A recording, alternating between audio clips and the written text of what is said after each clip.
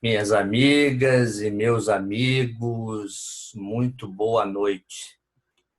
Mais uma vez é um prazer imenso estar participando de uma palestra, né, uma doutrinária pelo Centro Espírita Casa de Redenção Joana de Ângeles.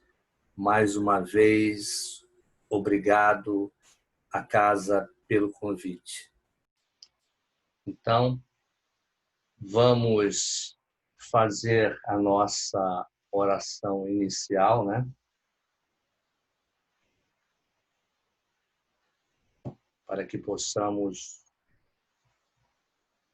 dar início à palestra de hoje. Elevamos o nosso pensamento ao alto, pedindo a aproximação, sintonia e ajuda da boa espiritualidade. Que possamos fazer importantes reflexões nesta noite, durante essa palestra, que possamos perceber questões relacionadas à nossa vida e ao nosso passado. Que a paz do Mestre Jesus esteja sempre conosco, agora e sempre. Assim seja. Então vamos lá, vamos falar sobre revisitando sua história, né? A minha história, a sua história. E nós entendemos que muita coisa, né, do que nós vivemos hoje tem a ver com o nosso passado. É muita coisa não, né? Podemos dizer que praticamente tudo, né, que nós vivemos hoje tem a ver com o nosso passado. Nós somos o produto do nosso passado. Nós somos o produto de inúmeras reencarnações, né? Não é só esse passado recente, né? Ou seja, do início da nossa reencarnação, da nossa reencarnação, mas tem a ver com passados antigos. Então, nós somos bastante, nós temos muito a ver com a nossa história, né? Então, agora, assim, é importante a gente entender que não é uma questão de viver do passado, nem do presente, nem do futuro, né? Muitas pessoas se preocupam, né? Poxa, eu estou vivendo no passado, ou eu estou vivendo muito tempo presente, ou eu estou vivendo muito do futuro, né? Eu acho que o mais importante é nós dialogarmos bem, estarmos bem resolvidos, tanto com o passado, tanto com o presente, tanto com o futuro, né? Eu costumo dizer assim que o bom do futuro é nós nos sentirmos otimistas em relação a ele, né? Algumas pessoas me perguntam assim, só por que você é tão otimista? Bom, aí eu digo, ó, porque eu sou espírita, né? A doutrina espírita me fez ficar uma pessoa mais otimista do que eu já era. Eu já era uma pessoa otimista. Depois que eu conheci a doutrina espírita, eu comecei a perceber que que as coisas não acontecem por acaso, por exemplo, né? E até mesmo a, a importante reflexão que a doutrina espírita nos faz, né? Que nos mostra dizendo que nós vamos sempre evoluir, né? Evoluir sempre, tal é a lei, diria Kardec. Então, esse é o único determinismo da doutrina espírita, né? Então, realmente eu sou uma pessoa otimista e a doutrina espírita me permite ou me dá subsídio para ser cada vez mais otimista em relação ao futuro, né? É óbvio que também a ideia de sermos imortais também me faz me sentir mais otimista, né? Por mais situações tristes, problemáticas pelas quais estejamos passando, nós não podemos perder de vista de que isso faz parte de um aprendizado e que esse aprendizado vai servir para que nós nos tornemos espíritos melhores no futuro, né? Então, eu sou otimista, mas um otimista com os pés no chão, né? Eu gosto muito da frase aí de Ariano Suassuna, né? Ele diz assim: o otimista é um tolo, né? O pessimista é um chato, bom mesmo é ser um realista esperançoso, diria o mestre Ariano Suassuna, né? Eu não acho que o otimista seja um tolo, tá? É claro, o otimista que não tem os pés no chão pode ser, mas pronto, ele chama assim um realista esperançoso, né? O Ariano Suassuna. Eu sou um otimista esperançoso. E a doutrina espírita me permite, né, fazer reflexões importantes, entendendo a importância também de estarmos presentes, né?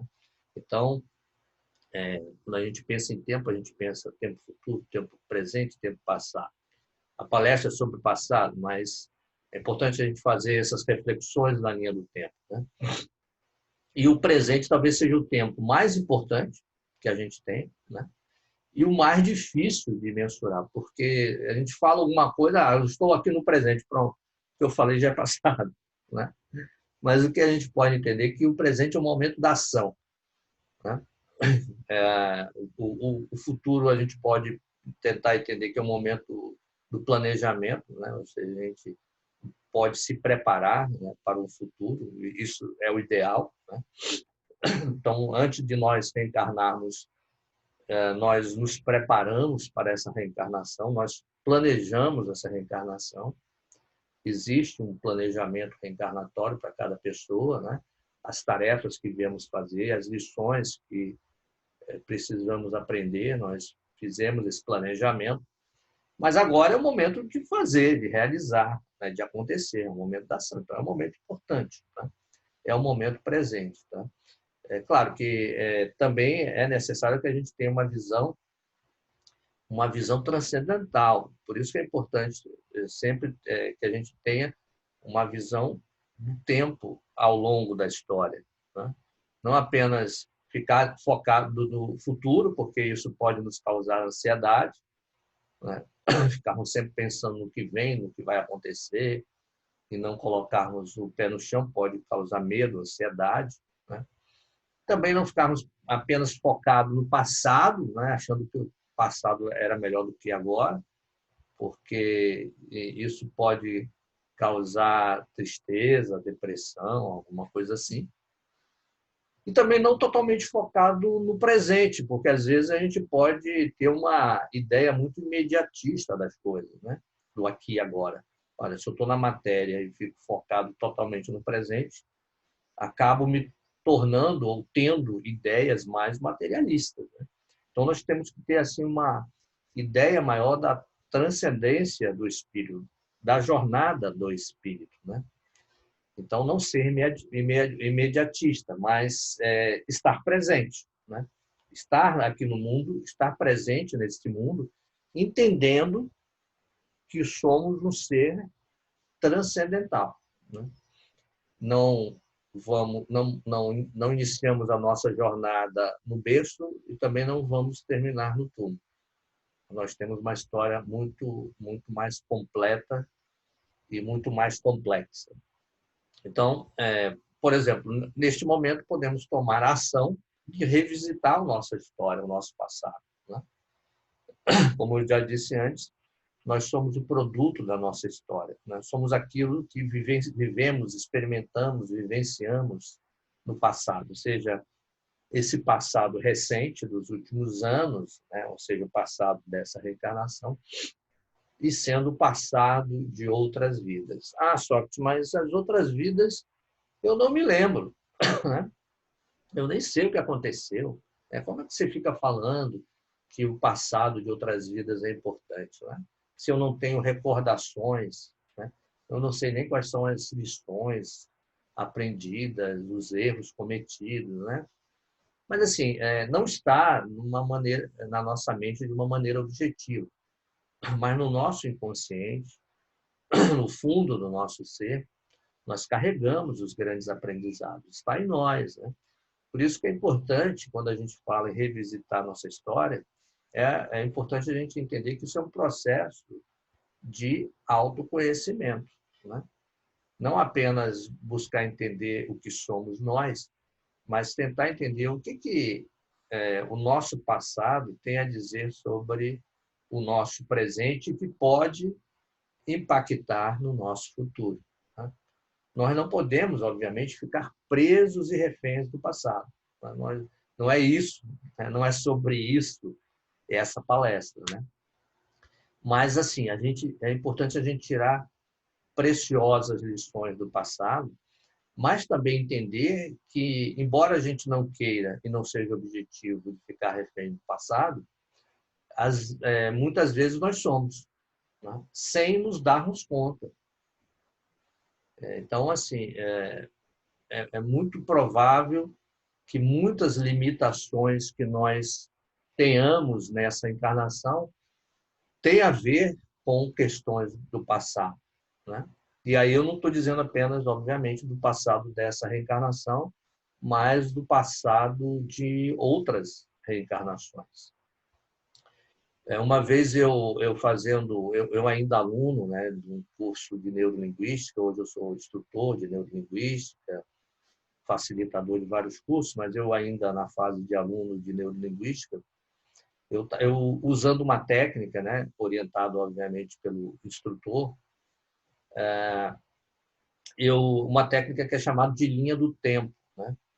O objetivo dessa técnica é levar a pessoa, né, que está ali trabalhando uma questão sua, a tentar descobrir a origem daquela questão, né, daquele evento mal sucedido que gerou algumas crises no futuro, alguns traumas.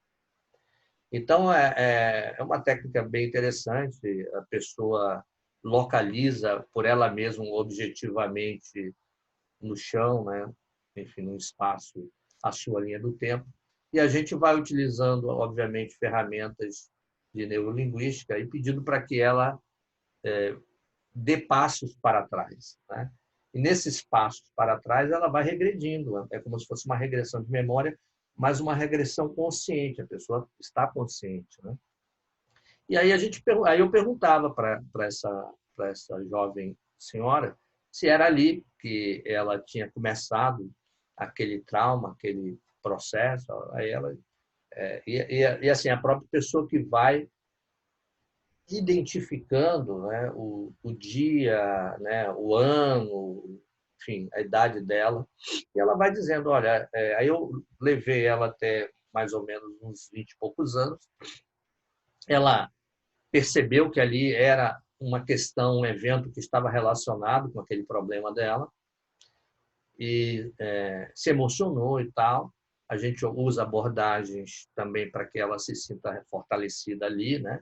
Porque é importante dizer, uma pessoa quando tem uma lembrança, né, dessas experiências, é importante a gente dizer que ela não é mais aquela pessoa que estava ali naquela experiência. Ela cresceu, né? Todos nós vamos crescendo, né? Olha aí meu otimismo.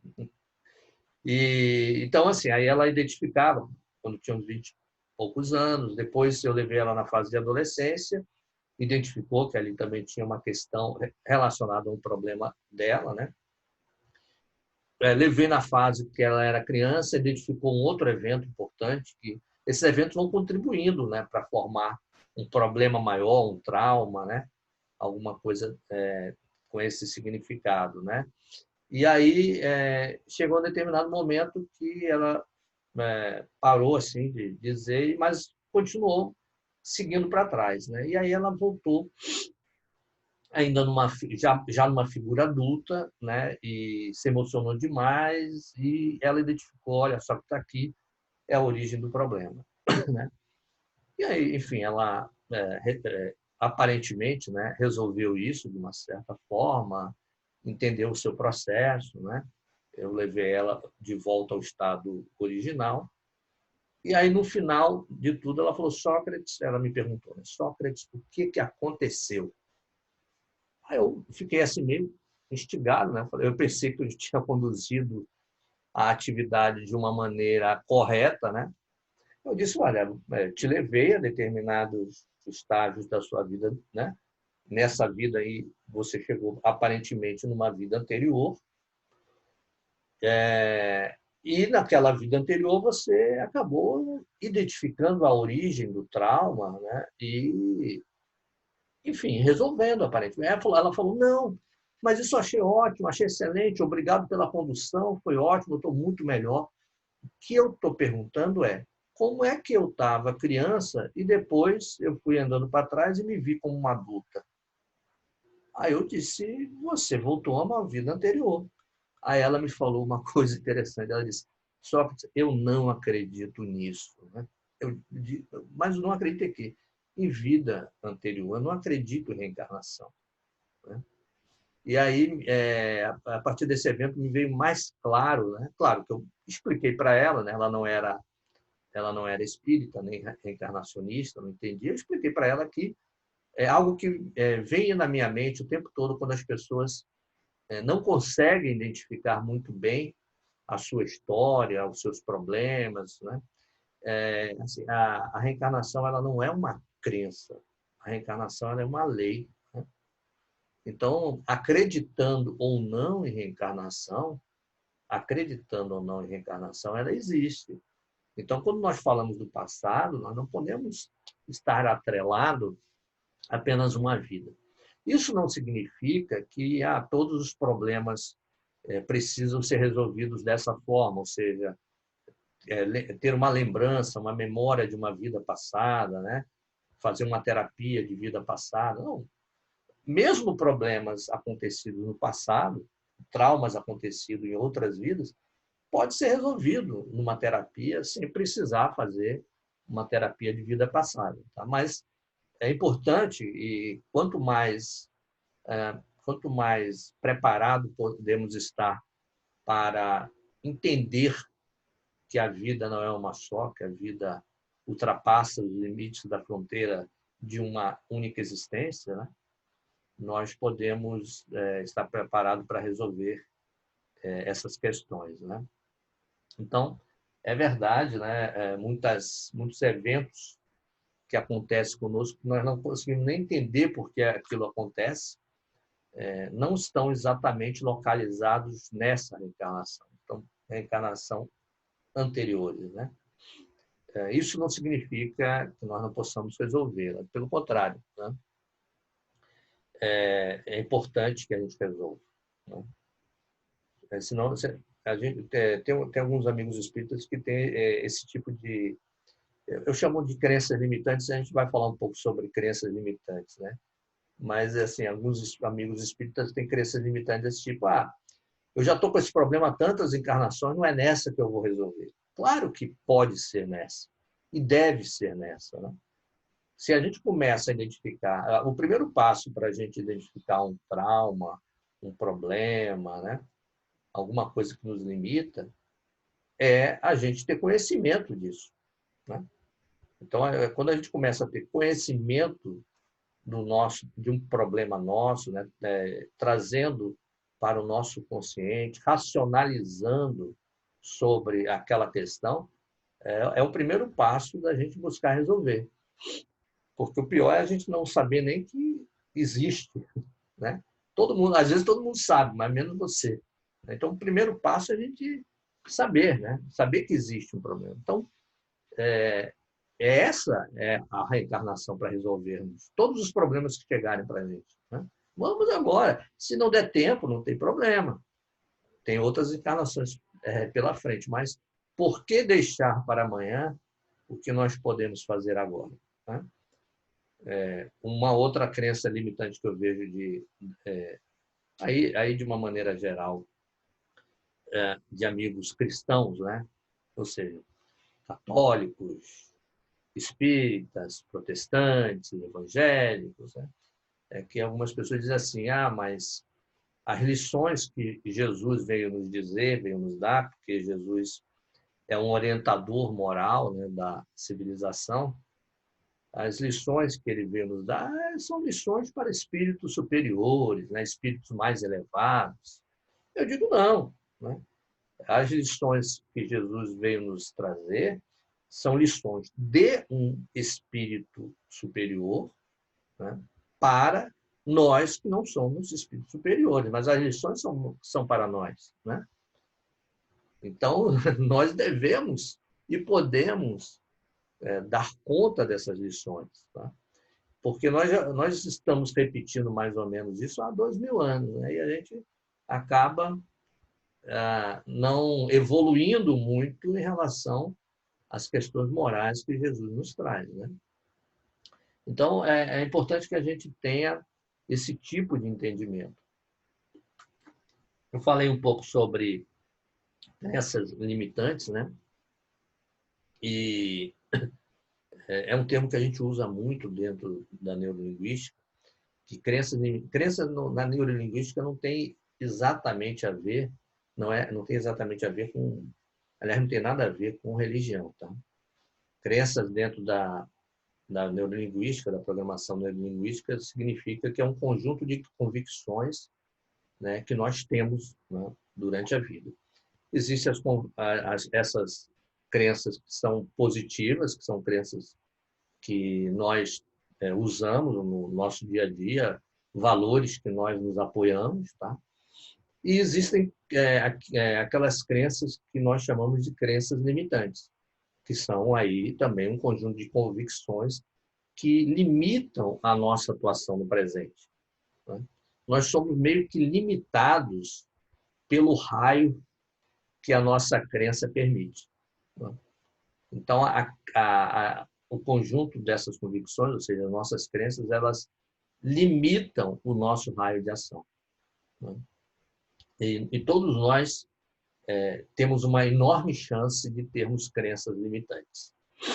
Muitas vezes, nós não conseguimos colocar, né, a cabo, enfim, dar prosseguimento a projetos de vida em função de entendermos que nós não podemos realizar determinada coisa, não somos merecedores, ou para realizar determinada coisa eu tenho que fazer um monte de coisa antes, né?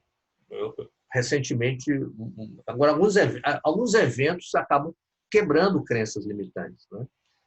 Uma crença limitante que eu ouvia muito, né, era de, por exemplo, de alguns empresários de que o trabalho remoto era impossível, sobretudo no Brasil, porque as pessoas não tinham organização, as empresas não tinham organizações, as pessoas não tinham limites, enfim, as leis não permitiam o trabalho remoto, né, o chamado home office, enfim, era um conjunto de crenças, porque crenças limitantes também podem acontecer em empresas, em organizações, né, instituições religiosas, né? E aí as pessoas dizem, não, home office não funciona, não vai funcionar, não adianta. O que aconteceu? Né? Precisou ter uma grave crise, uma crise mundial, infelizmente, uma pandemia, para que fossem liberados para que as grandes empresas, né, e as pequenas e médias também, né, liberassem o home office para que as pessoas pudessem trabalhar em casa. Inclusive, muitos trabalhadores, muitos funcionários, colaboradores também não acreditavam, né? Então, eu dizia para muitos clientes meus, não, mas é perfeitamente possível, né? Não que todo trabalho deva ser remoto, mas muito trabalho que pode ser feito remoto deve ser feito, a depender, obviamente, do projeto da empresa e da possibilidade de cada um, né? Então, não só trabalho remoto, mas apresentações remotas, palestras remotas, enfim. Era uma crença limitante da sociedade que hoje em dia foi quebrada, né? Então, existem alguns fatores que podem quebrar a sua crença, né, em determinada coisa. Uma crença limitante que eu ouço muito quando eu vou fazer treinamento, né, cursos, workshops sobre crenças, né, sobre neurolinguística, que eu ouço muito é assim, uma crença limitante, né? Eu costumo dizer que eu tenho um detector de crenças limitantes. A pessoa me fala uma coisa, eu ponho uma crença limitante. Então, assim, é importante isso, porque é uma ferramenta, né, que a gente pode utilizar nesse processo de revisitar a nossa história. Mas, sim, uma crença que eu ouço muito é as pessoas dizerem assim, as pessoas só me entendem quando eu falo alto, né, quando eu grito, As pessoas só me entendem quando só me ouvem quando sou agressivo. Né? Isso eu vejo mesmo as pessoas dizerem. Né? Já fiz trabalhos específicos sobre isso. Né? Então, existe umas atividades, uns exercícios de enfraquecimento de crenças limitantes, ou seja, a gente não precisa passar por uma grave crise para enfrentar nossas crenças limitantes. Né? Aí existe todo um trabalho. Por exemplo, uma forma de que eu faço, né, uma atividade, é tentar enfraquecer aquela crença limitante. Porque, gente, assim, crença para a pessoa é uma realidade. Né? Você chegar para uma pessoa e dizer, isso é uma crença limitante, a pessoa fala, não, não é não. Isso é uma verdade. Né? A crença para alguém, né, é uma verdade.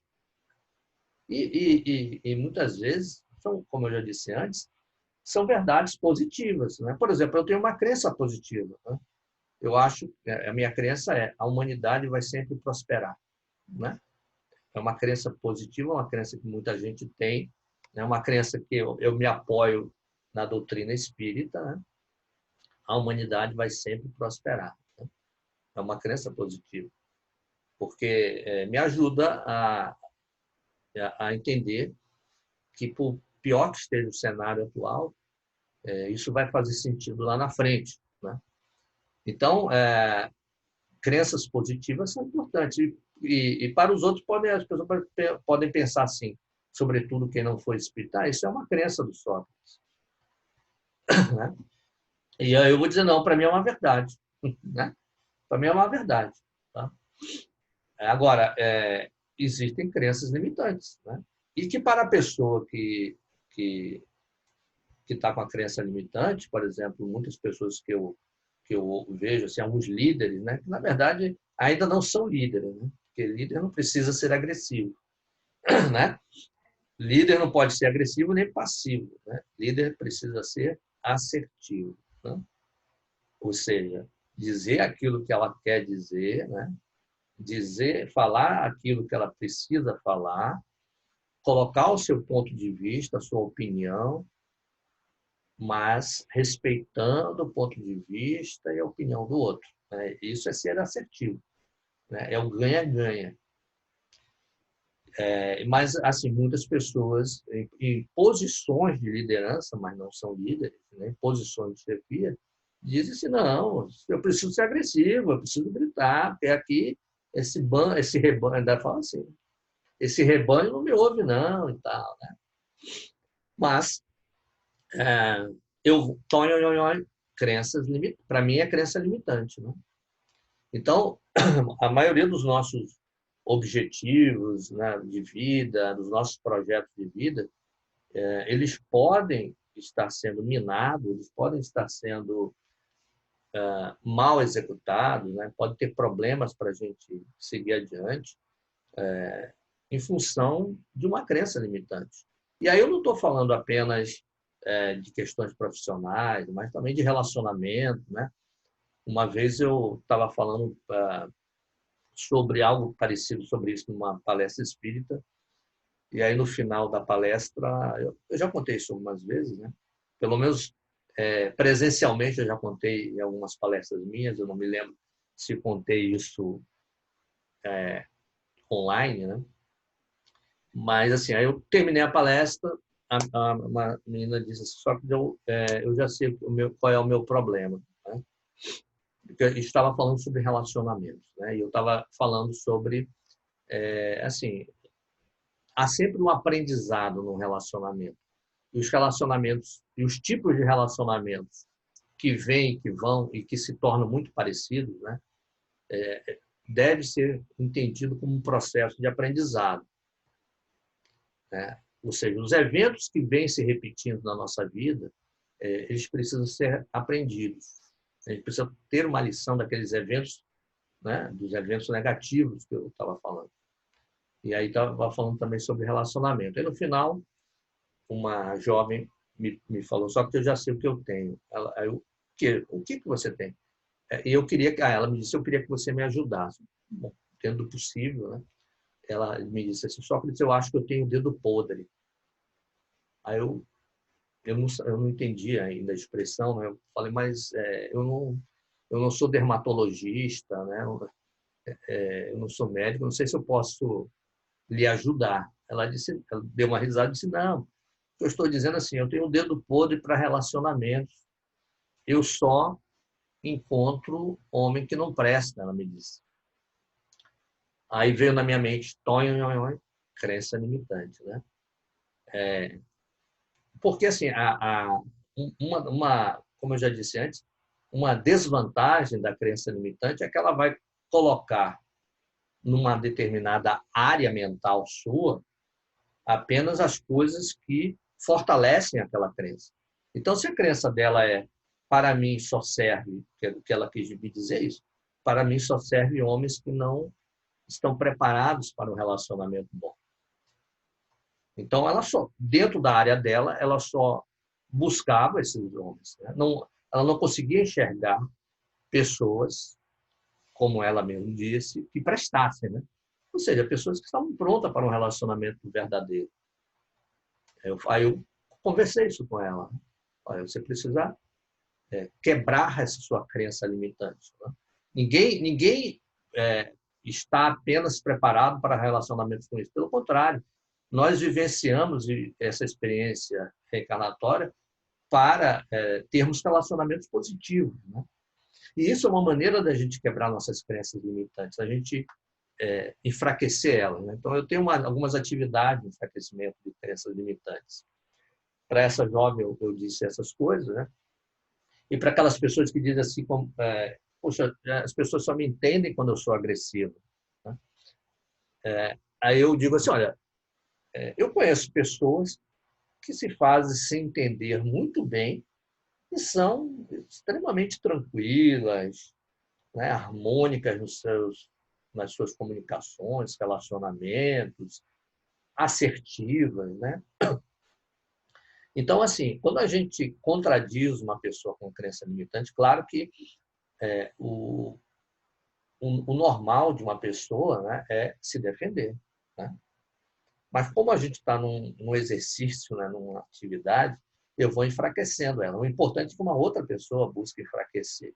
Né? Agora, se é você mesmo que identificou uma crença limitante, e normalmente as crenças limitantes são assim, você pensa num projeto de vida ou num objetivo, né? E aí vem uma vozinha interior, como se fosse um pretexto para você não fazer. Né? Eu gostaria muito de fazer o curso XYZ. Aí vem uma vozinha, mas é muito caro. Né? Normalmente é assim. Quer ver outro pretexto? Né? Porque essas crenças vêm em forma de pretexto. Eu não tenho tempo. Então, é muito difícil. Então, assim, o interessante é que quando você identificar essa, você começa um passo legal, você vê contra-exemplos. Né? Então, quando eu falo assim, eu conheço pessoas que se fazem entender bem, sem ser agressivo, sem berrar, sem gritar com o outro. Se você puder dizer, fulano de tal, veja fulano de tal, né? Exemplos positivos de pessoas que fazem aquilo que você disse que é impossível, né? De uma maneira tranquila e que não sejam, obviamente, pessoas conceituadas como de alto teor evolutivo, né? Não adianta a gente chegar e falar, Jesus faz isso, né? Gandhi fez aquilo. Claro que serve, né, para a gente se inspirar. Como eu disse no início, o exemplo de Jesus é possível. Né? Não, o exemplo de Jesus não é para os espíritos superiores, os exemplos são para nós. Né? Mas, já que nós ainda não temos essa capacidade de entender que podemos fazer aquilo que Jesus nos ensinou, podemos pegar exemplos de pessoas ditas normais, né? Dentro sobretudo dentro da nossa esfera de relacionamento. Né? Então, poxa, eu tenho a ideia de que eu sou agressivo e só assim eu posso orientar as pessoas que estão ao meu redor. Veja exemplo de pessoas ao seu redor que não são agressivas. Né? Então, é uma outra maneira também a gente tentar ver um outro ponto de vista, né? Porque, assim, às vezes a gente fica muito na maneira que a gente atua, né? Mas não no objetivo em si, porque aí é uma outra questão para a gente enfraquecer a nossa crença limitante. Então, é assim, às vezes eu coloco assim, olha, a questão não é ser agressivo ou não, agressiva ou não, e sim buscar que as pessoas se entendam, né? O objetivo é que as pessoas se entendam. Então, se eu usar outros métodos para que a pessoa me entenda, eu não preciso ser agressivo. Há, então, algumas maneiras de nós, ao visitarmos o passado, sem visitarmos muito ele, nós possamos mudar o presente, né? A gente sabe que muitas dessas crenças, né, foram eventos do passado, traumas que aconteceram, né? Meio parecido com a história do elefante amarrado no toco, não é isso? Não sei se vocês sabem, né? Antigamente nos circos, o pessoal que é jovem há mais tempo como eu, né, acompanhava os circos que era permitido, né, no Brasil a presença de animais, e a gente via aquele elefante, um enorme animal, amarrado num pequeno toco, né? E a gente ficava se perguntando, mas por que bota um toquinho desse tamanho, uma cordinha que não é nada para o elefante, e ele fica lá, né? Falei, aí, por que o elefante fica amarrado num toco? Por que aquele toquinho segura o maior animal, né, terrestre do mundo? Porque aí depois a gente entende, depois dessa explicação a gente entende por quê. Porque aquele elefante, quando trazido muito jovem, ainda neném, né, para o circo, ele era amarrado num toco daquele, ainda muito pequeno, muito frágil, tentava se desvencilhar, não conseguia, tentava fugir, se machucava, e aí ele foi crescendo, mas ele ficou com aquele trauma, né? Não adianta fugir, porque esse toco aqui não vai me deixar eu fugir, né? Por maior que seja, ele não conseguia enxergar. Ele tinha uma crença que limitava ele. Se me amarrarem no toco, eu não consigo sair daqui. Eu tenho que obedecer, né? E às vezes, quando é que o elefante conseguia fugir? Né? Quando um circo pegava fogo, né? Então, assim, é importante a gente não esperar o nosso circo pegar fogo para que a gente faça aquilo que a gente gostaria de fazer, que a gente encontre a nossa verdade dentro de si, que a gente realize nossos projetos de vida, esteja atento à nossa percepção de missão pessoal, né? Missão pessoal é o conjunto de coisas que nós viemos fazer aqui nesse mundo, né? Uma outra coisa importante, né, que a gente deve estar atento é que nós não somos o nosso comportamento, né? Nós podemos até nos identificar com o nosso comportamento. Ou seja, provavelmente a nossa criação, pais, alguém no passado, ou nessa vida, ou em vidas anteriores, foi identificando isso. O fulano é agressivo, né? Fulano se dá bem quando é agressivo, né? E isso vai criando um determinado tipo de limitação, crença limitante, não é isso? Relacionou um comportamento de agressividade com a identidade daquela pessoa, né? O que é perigoso, né? A gente faz, às vezes, isso muito com criança, por exemplo. Poxa, fulano é muito levado, né? É muito danado. Aí você bota, se fulano é muito danado, o que ele vai fazer? Ele vai colaborar, né? Ainda criança, e depois, na adolescência, e se não se resolveu na fase adulta, ele vai acabar colaborando com aquela identidade que um pai, um educador colocou, né? Um pai, uma mãe, um educador colocou nele, né? Então, quando nós formos criticar alguém, né, é importante, obviamente, ter jeito para criticar, ter assertividade, né?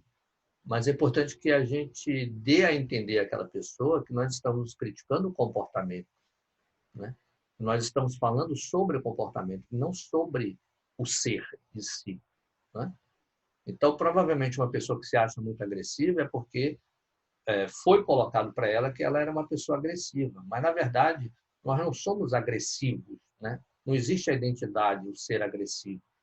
Existe o comportamento, né? mesmo que essa pessoa, na verdade, seja agressiva, tenha inúmeros comportamentos que acabem representando que ela seja agressiva, nós entendemos até dentro do olhar transcendental que a doutrina espírita nos mostra, que isso também é uma fase, né? Porque o espírito ele vai aprender. Né? Se você é muito agressivo com o outro, o que o universo, o que a lei divina vai dar para você? Agressividade. Né? Então, se você não aprender com questões relacionadas a autoconhecimento, você vai acabar aprendendo com uma lei chamada lei de retorno. Né?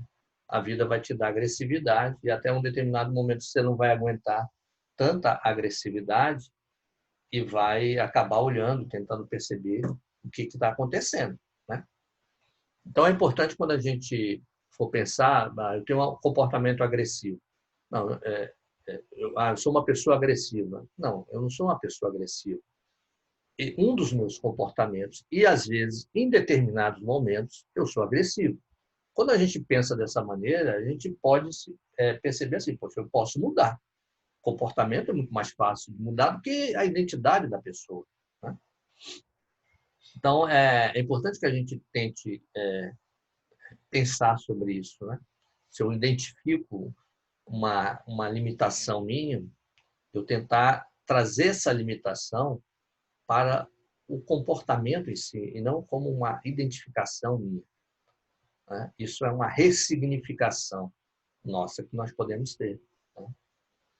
Bom, agora é importante também a gente entender que o nosso passado também traz coisas importantes, né? Traz coisas preciosas.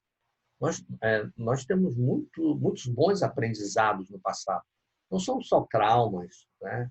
Dores, sofrimentos, crenças limitantes. Nós temos muitas coisas boas dentro de nós. Né? Então, eu me lembro que, assim, o pessoal que não me conhece, eu sou carioca, nasci no Rio de Janeiro, e até os 21 anos de idade, eu nunca tinha montado a cavalo. Né?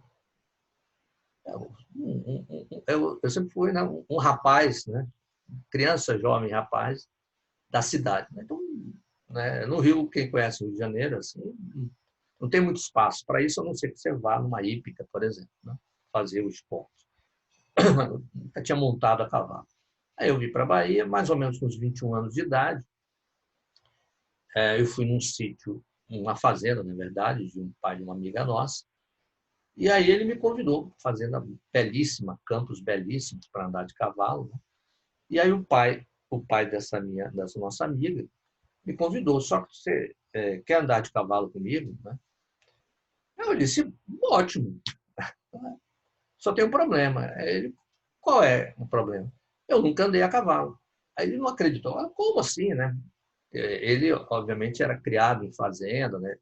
Tinha vivido fora da fazenda, mas foi criado e tal. Né? Mas como assim, né? Nunca andou a cavalo? Eu nunca andei, mas quero andar, bora andar. Aí ele me deu as instruções iniciais, eu montei a cavalo, fomos andando. Adorei, né? Andava bastante, passeava, cavalgava. Ficamos ali mais de 2 horas, você andando a cavalo e tal. Aí no final descemos, aí ele falou, só que você é um bom mentiroso. Mas por quê, fulano, seu fulano? Aí ele me disse, porque você já andou a cavalo, né? Claro que você já conhece andar a cavalo. Né? Aí eu disse, não, mas é verdade, eu nunca montei. E aí ele não conseguia acreditar. Não que eu andasse bem a cavalo, fosse não, nada disso. Mas que ele achou muito natural a minha forma de se relacionar com o cavalo. Eu nunca, daí assim, eu acabei não entendendo, né? Depois eu fiquei pensando, mas por que eu ando naturalmente bem a cavalo assim? E aí eu fui começar a entender mais depois que eu conheci a doutrina espírita. Né? É óbvio que eu fiz isso, né, de uma maneira muito natural, porque eu já montei a cavalo, como praticamente todos nós já montamos a cavalo em outras vidas, porque era um meio natural, né, da gente se locomover, o mais rápido, né, da gente se locomover, né? Então, são coisas instintivas nossas que nós não sabemos que tínhamos, né? Coisas positivas e que vêm, né? Algumas pessoas podem dizer assim, mas isso não é um dom. Não, mas o dom, né? Se a gente for pensar se o dom, um presente divino, né? Se a gente for olhar dentro da doutrina espírita, dentro do entendimento reencarnacionista, é, na verdade, um aprendizado. Dom, para mim, é aprendizado. Aprendizado em outras vidas, e a gente vem para essa vida como um dom, né? Então, nós temos inúmeros dons dentro de nós, né? Uma técnica que eu gosto muito, que eu utilizo também nos meus cursos, nas minhas palestras, é uma técnica chamada ancoragem de recursos, né? Como é que essa técnica? É você entrar num nível de consciência interior, né? Ou seja, entrar num nível de meditação, de relaxamento mental, né? Esse nível mental que a gente utiliza para fazer uma oração, por exemplo, né? Um nível de consciência interior. E lembrar de eventos importantes, né, que tenham sido muito agradáveis, né, para a gente no nosso passado. Obviamente, a gente não precisa se lembrar de outra encarnação, né? Isso vai dar mais trabalho, né? Mas dessa encarnação mesmo, né?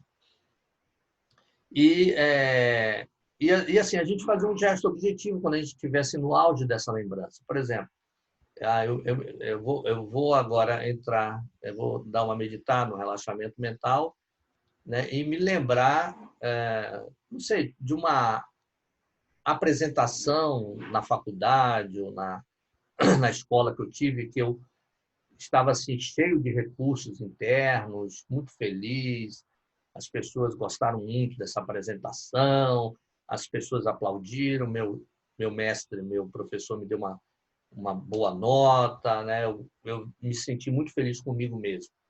E nesse auge dessa recordação, você fazer um gesto, né, objetivo, né? Você pode, sei lá, juntar as mãos, você pode juntar 3 dedos, né?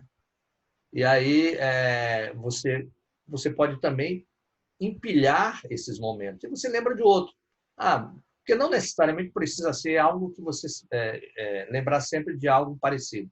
Você lembrou de alguma coisa da escola? Lembra de alguma coisa, por exemplo, praticando seu esporte, ou conversando com amigos, e você teve uma conversa tão agradável, você se sentiu tão cheio de recursos, e aí você, no auge dessa sua lembrança, você faz um gesto objetivo. Pode ser qualquer gesto, né? E aí, quando você se sentir num momento ruim, ou quando você for iniciar um projeto que você esteja ansioso, esteja inseguro, você pode tomar uma respiração profunda e fazer aquele gesto.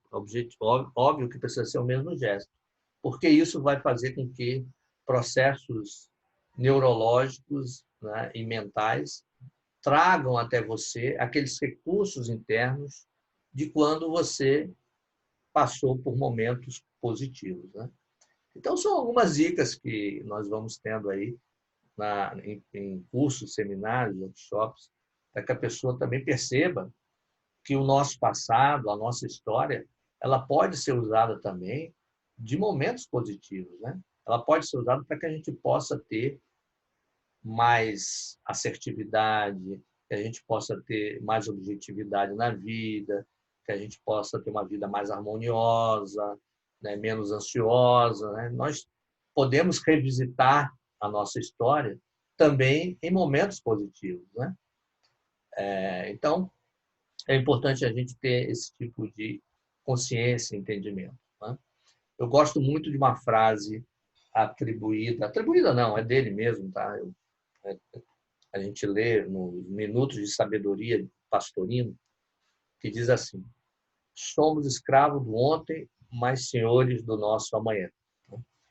Somos escravos do ontem, mas senhores do nosso amanhã. Então é isso. Nós somos produtos realmente de diversas encarnações, né? Tudo aquilo que chega até nós é realmente, né, daquilo que nós vivenciamos. As coisas que nos deixam pesado nessa vida, que nos limitam, né, vêm da nossa história. Agora, também a gente precisa entender que nós somos senhores do nosso destino, né? nós podemos mudar agora, podemos fazer profundas reflexões de quem nós realmente somos, daquilo que nós viemos fazer nesse planetinho azul, né? Realizar as coisas que a gente deve fazer, se transformar, né? A transformação nem sempre é dolorosa, às vezes é prazerosa, às vezes é agradável, né? Mas é necessário. Então, para que a gente possa ter um amanhã cada vez melhor, sermos senhores do nosso amanhã. É o que eu desejo a todos vocês, muita paz, muita harmonia. E fiquem com Deus. Que assim seja.